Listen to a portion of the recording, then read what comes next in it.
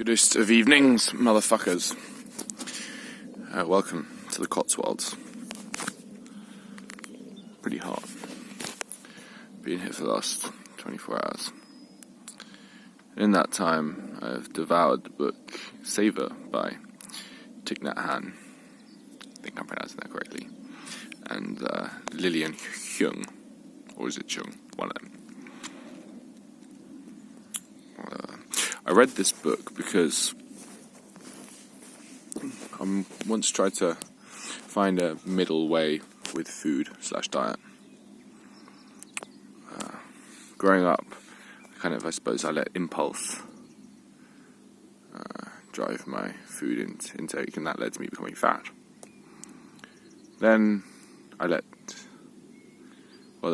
more like I enforced discipline on myself with food. I got in shape, but it felt like the results felt somewhat brittle, and they were doing damage elsewhere.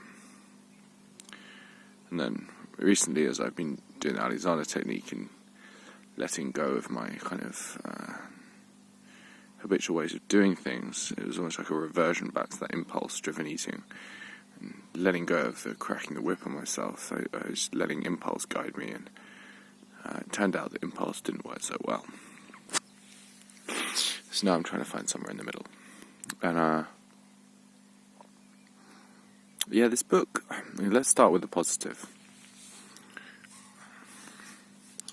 Nhat talks about how essentially the solution to all our problems, our destructive habits, is mindfulness, which is to say, a state of peacefulness or completeness where you are attentive to the moment and not avoiding or ignoring it. And I think that this is true as a benchmark, really this is the foundation of really all problems, of the solution to all problems is some kind of mindfulness.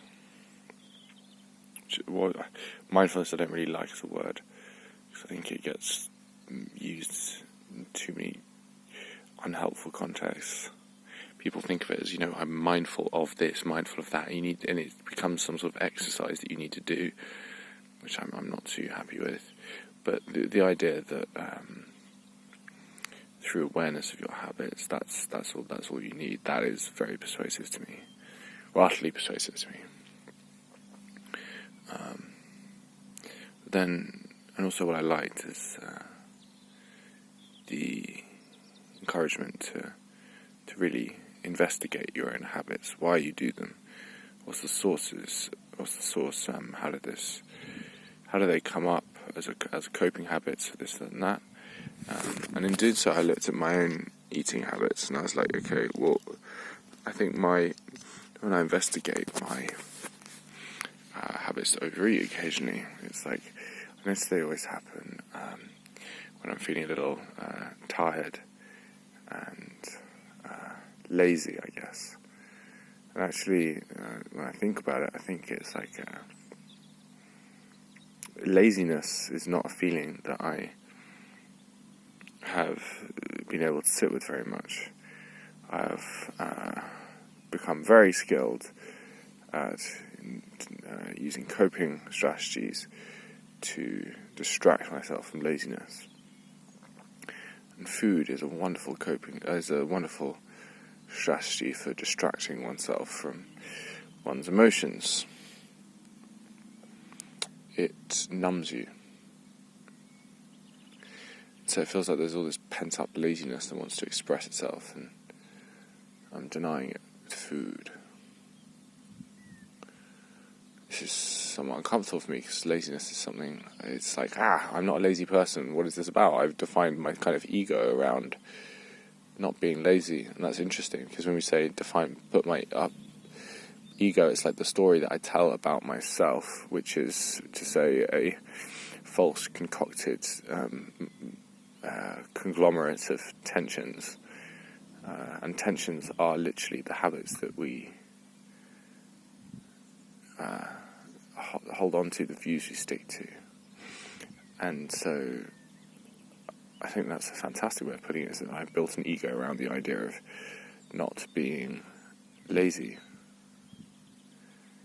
Built an ego, which is to say I have built coping strategies to stop me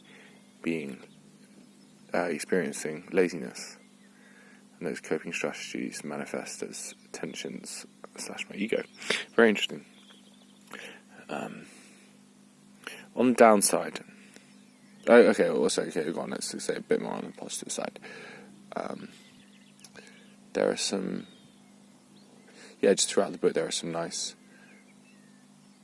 exercises to do where you ask yourself questions about how you eat the way you do, etc. Also,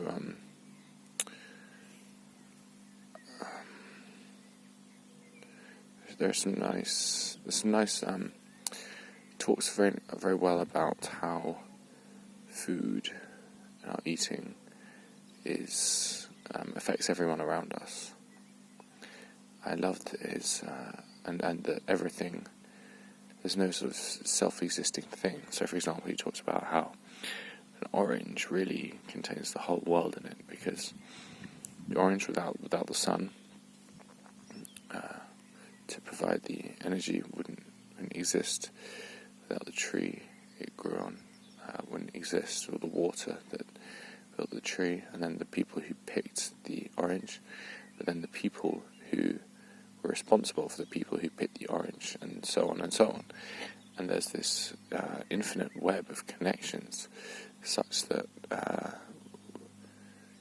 without any one thing, this orange would not be quite the same as it is. Which is a really fascinating idea, that we have this huge ripple effect. You often think of our actions as self-contained, but actually it's like when we do violence, even if it's seemingly just to ourselves, with just a bit of food, really this is affecting everything. And the same with positive actions, this has some kind of ripple effect. So I think this is something that I will remember more, pay more attention to. On the downside, firstly, it's not written very well. It's trite, it's just obvious, not very humorous.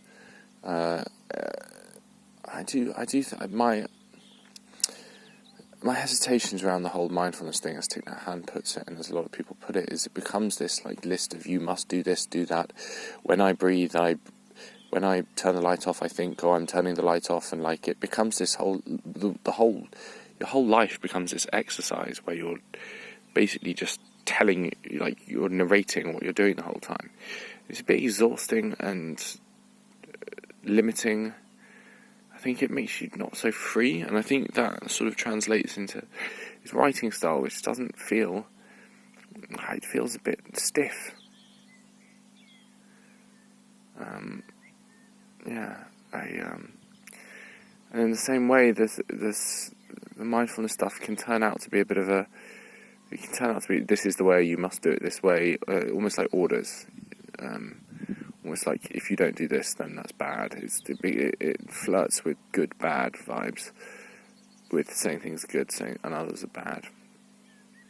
Also, the diet advice is just incredibly obvious. I think I would have liked them to have dug a little deeper in the psychology behind it, and there's so much advice saying, don't eat sugar, that's bad, don't eat this is bad, whole grains are good, blah, blah, blah, blah, blah.